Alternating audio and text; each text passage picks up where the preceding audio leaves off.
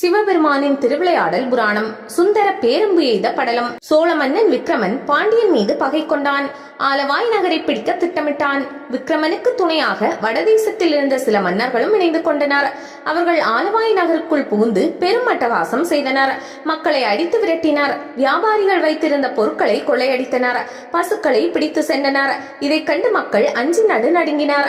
பாண்டிய மன்னனுக்கு தகவல் சென்றதும் அவன் சுந்தரேஸ்வர பெருமானை மனதார நினைத்தான். அப்போது அசரீரி ஒலித்தது. வங்கிய சேகரனே, கவலைப்படாதே. உனது படைகளுடன் எதிரிகளின் படைகளை எதிர்த்து நில். நான் உனக்கு துணை புரிவேன் என்று சுந்தரேஸ்வரர் அருள்வாக்கு சொன்னார். பாண்டியன் அச்சத்தை விடுத்து போர்க்களத்தில் புகுந்தான். பகைவர்கள் ஆங்காங்கே இருந்த ஏரிகளை உடைத்திருந்தனர். அவற்றையெல்லாம் செப்பனிடுவதற்கு படையில் ஒரு பகுதியை அனுப்பிவிட்டான். மற்றவர்களுடன் இணைந்து கடுமையாக போரிட்டான். இந்த நேரத்தில் பாண்டிய படைக்குள் வேடன் ஒருவன் புகுந்தான். அவன் எதிரிகளை தும்சம் செய்தான்.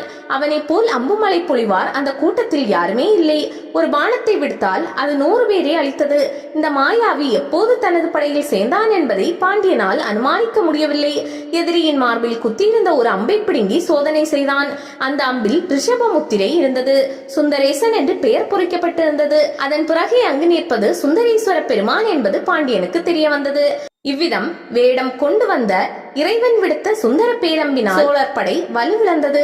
அவர்கள் புறமுதுகிட்டு ஓடினார். இந்திரவில்லும் கரிய மேகமும் போல போர்க்களத்தில் வெளியேந்திய கரிய உடலுடன் தோன்றி போர் புரிந்த சிவபெருமானாகிய வேட வீரர் பாண்டியனுடைய மலர்ந்த முகத்தை நோக்கினார். பின்னர் அவ்விடத்தை விட்டு மறைந்தார். வங்கியசேகரன் வெற்றி பெற்றான். பாண்டிய நாட்டிற்கு ஒரு இழுக்கு வந்தால் அதை துடைத்தெடுக்க பல சந்தர்ப்பங்களிலும் மீனாட்சி சுந்தரேஸ்வரர் உதவி செய்தார். வெற்றி அளித்த சோமசுந்தரருக்கு நிலையாக பூசணை பொருட்களை அளித்தான். இரத்தின ஆபரணங்களும் ஒளிவீசும் மாணிக்கத்தால் இழைக்கப்பெற்ற வில்லும் சுந்தர பேர் எழுதி அம்பும் செய்து சாத்தினான். நீதி வலுவாமல் அறம் தழைத்தோங்க நெடுநாள் ஆட்சி புரிந்து வந்தான்.